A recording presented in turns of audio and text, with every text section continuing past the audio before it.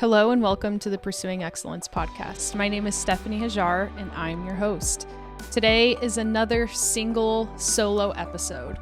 Today I'm going to be teaching you a tool that I created back in 2020. If you remember that year, it was a trying time. And this exercise is something that I came up with when I was putting together a workshop that was all about helping people to understand how to deal with uncertainty and how to manage their stress in uncertain times. And so I wanted to come up with something that was quick and easy for people to remember and something that would be really beneficial for them, especially in 2020. And I want to share that with you today. It's an exercise that I've now used in countless workshops, that I've used with athletes, with entertainers, with songwriters, and even just for myself. And I think it's really beneficial and really effective, so I wanted to share that with you today. It's an exercise that I call the PEACE exercise. It's an acronym, and of course, it starts with the letter P, pause. In stressful times, we are often just going nonstop. And really just in daily life, we're going nonstop. We constantly have things to do. We constantly have things on our mind. And when we're going through some kind of uncertainty or a stressful time or time riddled with anxiety, we tend to not pause. We tend to let our minds just run the show and run us. We let our emotions run us. So it's really important that we just take a second and pause. And honestly, if we just did that, that in itself can help relieve a little bit of stress. So just pause. That's the start. P, pause. The next letter is E, evaluate. Again, when we're just constantly going, we usually don't take a second to just ask ourselves some questions. Oftentimes we find ourselves in different situations, in different circumstances, but having similar emotions and similar emotional reactions. And part of the reason is we just don't evaluate what we're experiencing, what we're feeling, and what is causing these emotions. We also don't evaluate what could help us through the emotions. When we deal with stress or anxiety or uncertainty or really those whatever uncomfortable emotion might arise, we tend to run away from it or hide from it or suppress it.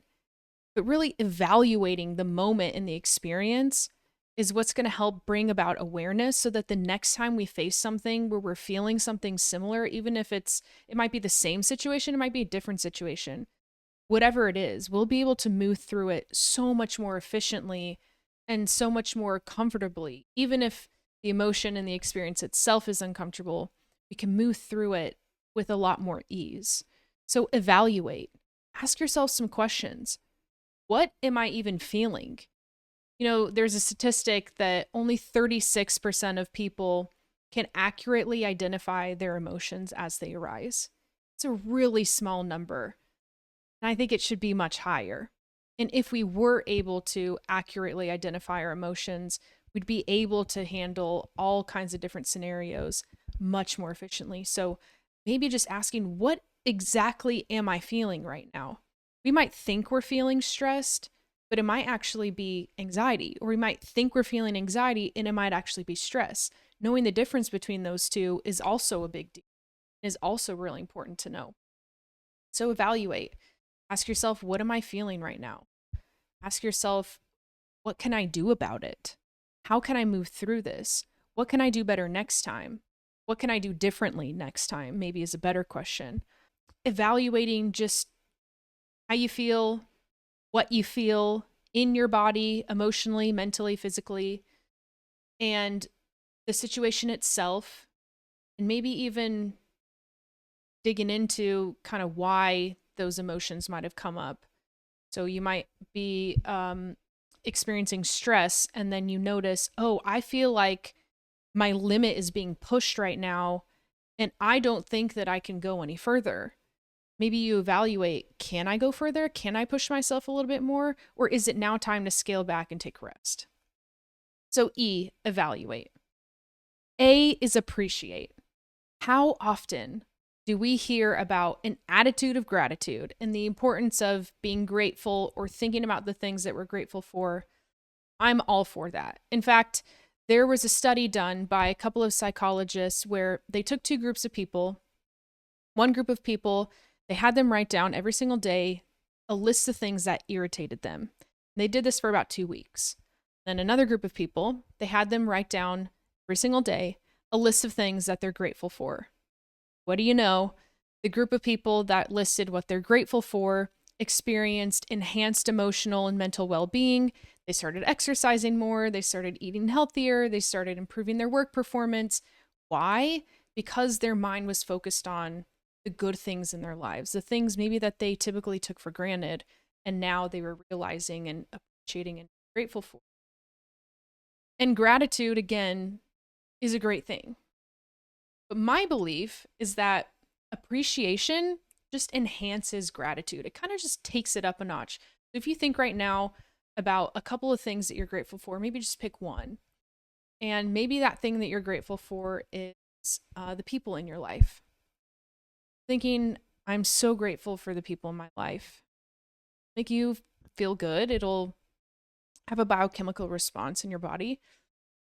But if you now appreciate the people that you're grateful for, man, that requires action. So now you're not just thinking, which is, of course, an action, but you're appreciating, which requires maybe a little bit of external action and maybe a little bit of internal action. So when I appreciate something, I kind of have to show that to someone or something. So maybe I reach out to the people that I'm grateful for or a specific person and I just tell them how much I appreciate them. Or maybe I thank God for these people and I show my appreciation to God for these people, whatever it might be. Just notice the difference between appreciation and gratitude and how appreciation just levels it up a tiny bit. Now, the letter C, connect. Oh man, this might even go hand in hand with appreciate. Because in order to appreciate someone, you have to connect with them, right? There is a study that was done earlier this year in 2024 that showed that 30% of American adults feel lonely on a weekly basis. That's a third of Americans who feel lonely on a weekly basis. In the midst of trials, tribulations, stress, anxiety, uncertainty, that level of loneliness only goes up higher. 10% of people studied or polled in this survey said that they felt lonely every single day. 10% of the population is way too much. 30% of the population feeling lonely on a weekly basis is way too high. This never used to be the case back in the day. If you've ever heard of blue zones, these are pockets of the world in various different countries. Sometimes they're a little city or a village that have the highest number of centenarians, the highest population or density of centenarians, people who live to 100 plus. So basically, it's communities of really healthy people who tend to live really long and enjoyable, fulfilled lives. And of course, they found that these people were eating a certain way, they were moving their bodies. But another thing they found was that these people live in tight-knit communities. These people have great social connections. They are with people, they commune, they just have community. And there's no question that that affects our mental well-being, our emotional well-being, and our physical well-being. All of them are tied into one. It's all well-being. It's all our health. It's all our bodies, our minds, our spirits. It is one. And so emotional connection, spiritual connection, social connection is incredibly important. And there have been countless studies and countless examples of people who have been diagnosed with mental disorders or just some kind of diagnoses, and they surround themselves with a group of people and they start to get better. They start to heal and they start to become well. There's a reason for that. And when we're in uncertain times, we tend to disconnect from tend to pull out our phones and think that that's connection, but it only leaves us feeling more empty and disconnected half the time. So get connected. This is incredibly important, as I've just said and stressed to you. Connect with yourself. That's huge. Part of the pausing and the evaluating is connecting with ourselves. Connect with others. Connect with the people around you. Connect with people who are not physically close to you, but maybe emotionally close to you. People that you can call on the phone or FaceTime or something. And then connect with higher power. Connect with God, with your creator. Get connected. And if you do, tell me what you experience just by doing that. And lastly, the last letter of our peace exercise is E, which stands for exhale. Oh man, how good does it feel to exhale? Now, of course, it's letter E, so I couldn't put breathe. But the reason why I wanted to emphasize the exhale and the reason why I put that last is because in times of stress, in times of anxiety, in times of uncertainty, in times of any kind of uncomfortable emotion, we typically are not breathing well and not breathing properly. And usually the first thing to go is the exhale. If you noticed maybe a time when you're feeling stressed or something along those lines, you might hold your breath, or you might be taking quick, shallow breaths up here from your shoulders instead of deep, diaphragmatic breaths from your belly. So the reason why I'm emphasizing the exhale here is because when you inhale, your heart rate starts to increase for a second. When you're already in a state of stress or anxiety or some sort of uncomfortable emotion, typically your autonomic nervous system is in a sympathetic state, meaning it's in the fight or flight state. When you inhale, that's where your nervous system and your heart are up. Exhale, a long, slow exhale. Emphasis on the long and slow. Your heart rate decreases. Your nervous system goes from sympathetic to parasympathetic, aka from fight or flight to rest and digest. And it allows your body to calm itself down.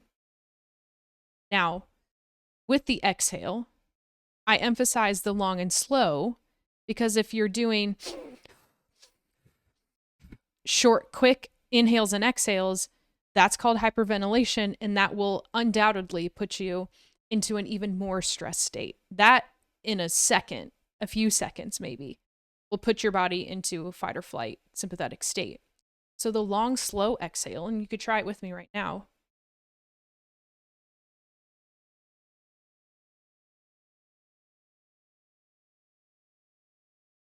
Notice how my exhale was way longer and way slower than my inhale.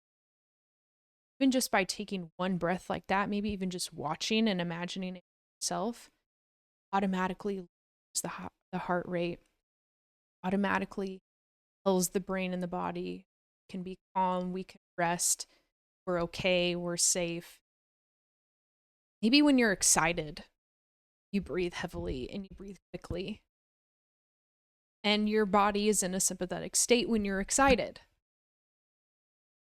You want to feel calm, peace, and at ease, then it's worth pausing, evaluating, appreciating, connecting.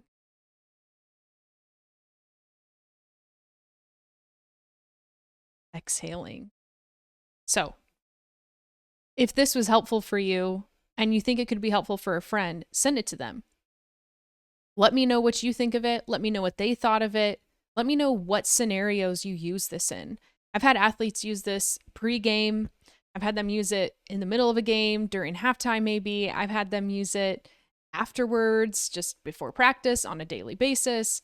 I've had people tell me that they use this in work scenarios, at home when they feel stressed, or just really any time of day.